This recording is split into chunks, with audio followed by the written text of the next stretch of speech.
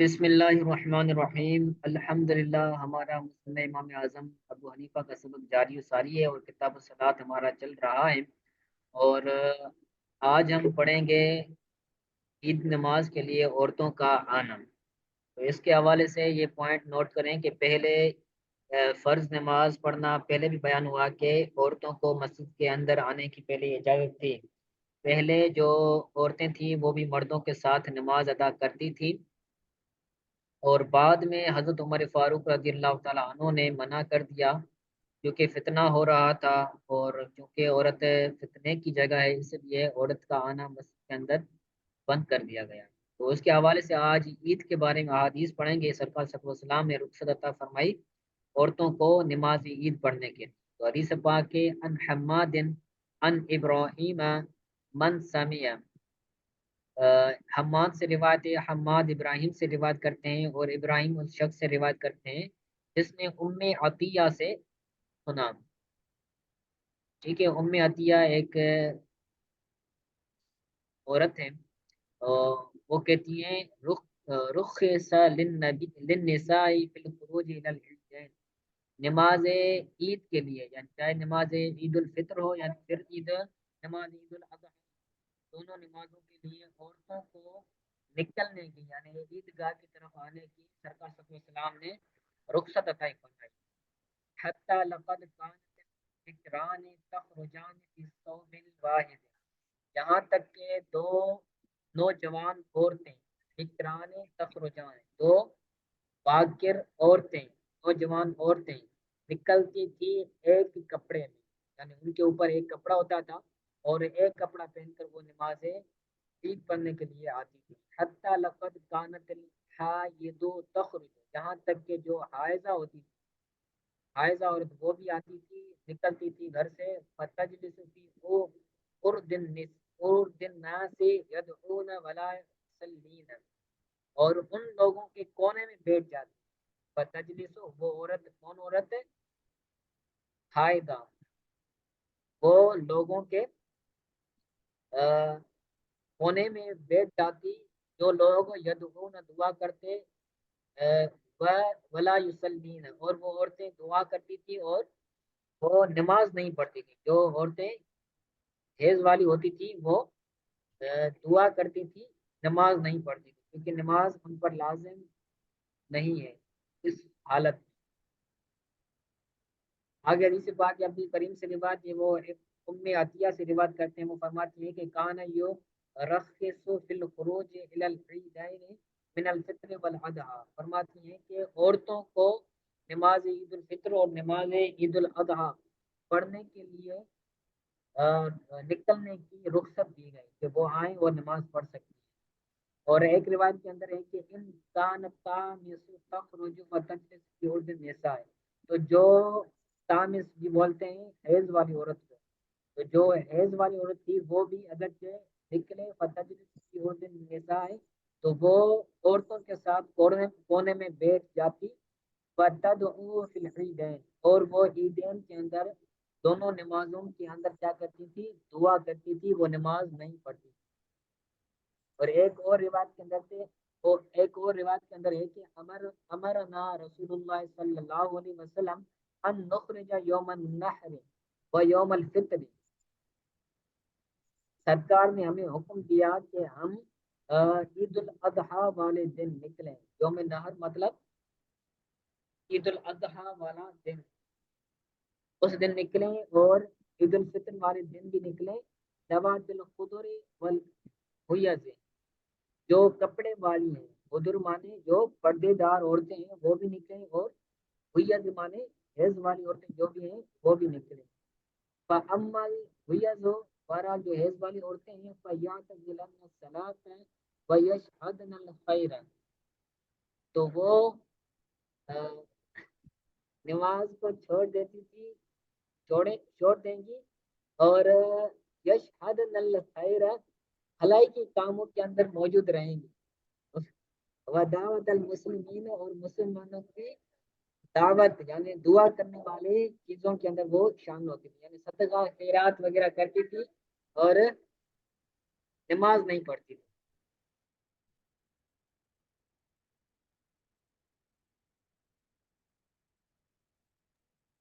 وقالت تمرتن یا رسول اللہ صلی اللہ علیہ وسلم، تو ایک عورت نے آپ صلی اللہ علیہ وسلم کی بارگاہ میں عرض کیا، یا رسول اللہ، یا اللہ کے رسول، اذا كانت احدانا ليس لها جلباب، کہ اگر ہم میں سے کسی عورت کے پاس پردہ نہ ہو، چادر نہ ہو، تو وہ کیا کریں؟ سرکار نے فرمایا لتلبسها اختها من جلبابها، تو اس کی بہن اس اپنے پردے سے اس کو، اپنی چادر سے اس کو پہنائے گی، یعنی ایک ہی چادر ہوگی اور ایک چادر کے اندر دو عورتیں آئیں گی اور وہ مسجد کے اندر نمازیں، تو یہ پہلے کا حکم تھا، اس کے بعد یہ حکم منسوخ کر دیا گیا، یعنی عورتوں کا آنا بند کر دیا گیا مسجد کے اندر،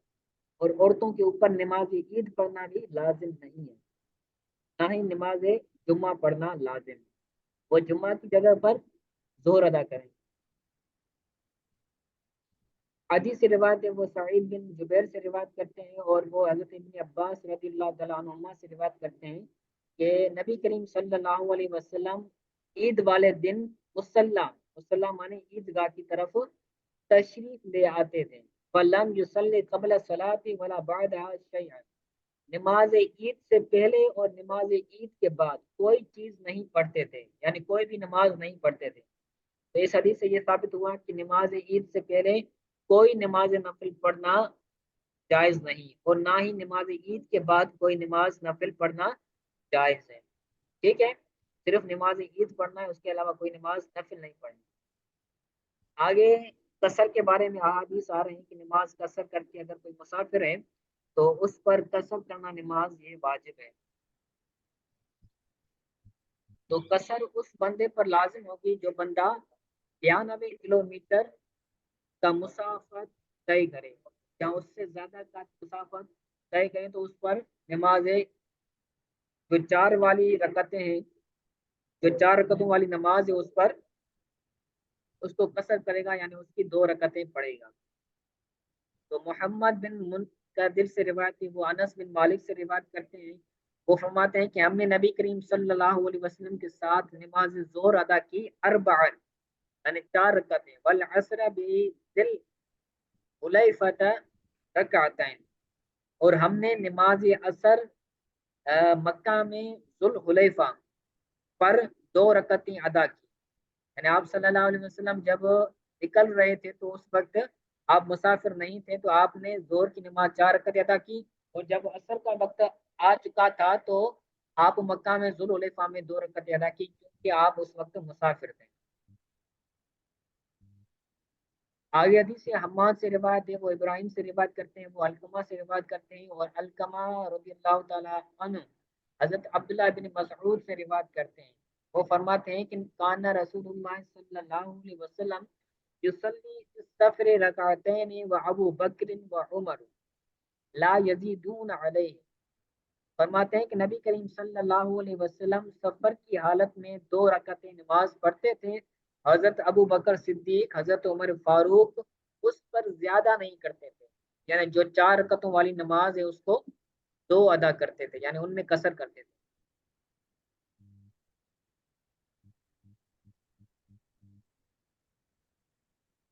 آگے حدیث پاک کے ان حماد، حماد حضرت ابراہیم سے روایت کرتے ہیں، اور وہ حضرت علقمہ سے روایت کرتے ہیں، علقمہ حضرت عبداللہ سے روایت کرتے ہیں، حضرت عبداللہ کہتے ہیں کہ انہو اتا فقیلا، کہ ان کے پاس ایک شخص آیا اور اس شخص نے حضرت عبداللہ کو، حضرت عبداللہ بن مسعود کو کہا کہ صلی عثمان، عثمان بن اربعن، کہ حضرت عثمان غنی رضی اللہ تعالیٰ عنہ نے مکہ میں منا میں 4 رکعتیں ادا فرمائی ہیں، فقال انا للہ و انا الیہ راجعون، تو آپ نے یہ آیت پڑھی انا للہ و انا الیہ راجعون، اور فرمایا صلیت مع رسول اللہ صلی اللہ علیہ وسلم رکعتین، پھر حضرت عبداللہ نے فرمایا کہ میں نے نبی کریم صلی اللہ علیہ وسلم کے ساتھ 2 رکعتیں پڑھی ہیں، اور حضرت ابو بکر صدیق کے ساتھ بھی 2 رکعتیں پڑھی ہیں، اور حضرت عمر فاروق کے ساتھ بھی 2 رکعتیں پڑھی ہیں، ثم حضر الصلاۃ مع عثمان، پھر جب نماز حضرت عثمان غنی کے ساتھ حاضر ہوئی، یعنی جب میں حضرت عثمان غنی کے ساتھ تھا، حضرت عبداللہ حضرت عثمان غنی کے ساتھ تھے، تو پھر کیا ہوا، نماز کا وقت ہو گیا. فصلى معه 4 رکعات. تو حضرت عبداللہ نے حضرت عثمان غنی کی ابتدا میں 4 رکعتیں نماز ادا فرمائی. تو کسی کہنے والے نے ان کو کہا کہ استرجعت قلت ما قلت. تو انہیں کسی کہنے والے نے کہا کہ آپ نے تو استرجعت، آپ نے انا للہ و انا الیہ راجعون پڑھا تھا. ٹھیک ہے، استرجع کا مطلب ہوتا ہے انا للہ و انا الیہ راجعون پڑھنا. قلت ما قلت، آپ یہ بھی کہتے ہیں اور یہ بھی کرتے ہیں. یعنی آپ ایک طرف یہ کہتے ہیں کہ میں نے 2 رکعتیں نماز ادا کی حضرت ابوبکر صدیق کے ساتھ، عمر فاروق کے ساتھ، نبی کریم صلی اللہ علیہ وسلم کے ساتھ، اور حضرت عثمان غنی کے ساتھ آپ 4 رکعتیں ادا کر رہے ہیں. ثم صلیت اربعا، اور آپ پھر 4 رکعتیں پڑھ رہے ہیں. قال الخلافت، انہوں نے فرمایا کہ خلافت یعنی خلافت کی وجہ سے، سیاست کی وجہ سے، فتنے کے خوف کی وجہ سے میں یہ کر رہا ہوں. ثم قال وکان اول من اتمها اربعا بمنن، اور پھر آپ نے فرمایا کہ حضرت عثمان غنی وہ واحد پہلے شخص ہیں جنہوں نے مینا کے اندر 4 رکعتیں پوری کی ہیں. ٹھیک ہے، تو اس حدیث سے بھی ثابت ہوتا ہے کہ بندہ جب مسافر ہو، شرعی مسافر ہو، تو اس کو قصر نماز پڑھنی چاہیے، اس پر واجب ہے.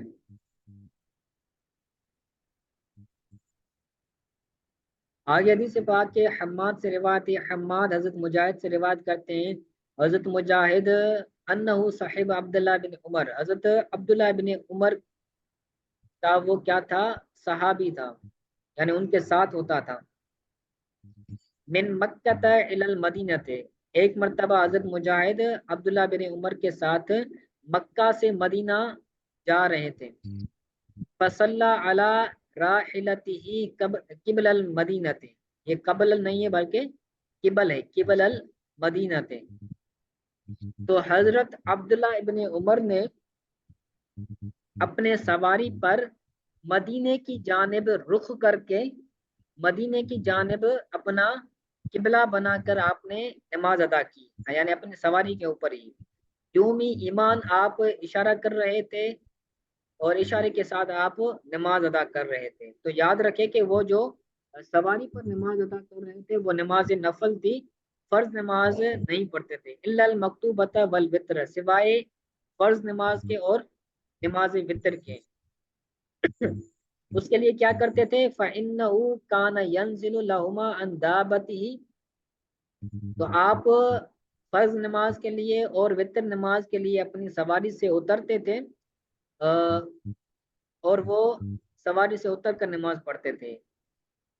پھر ان سے سوال کیا گیا، فَسَأَلْتُهُ عَنْ صَلَاتِهِ عَنْ رَاحِلَتِهِ، تو حضرت مجاہد کہتے ہیں کہ میں نے ان سے سوال کیا سواری پر نماز پڑھنے کے بارے میں کہ بندہ سواری پر نماز پڑھتا ہے یا نہیں. وَوَجْهُ إِلَى الْمَدِينَةِ، اور ان کا چہرہ مدینے کی طرف تھا. تو فرمایا قال علی،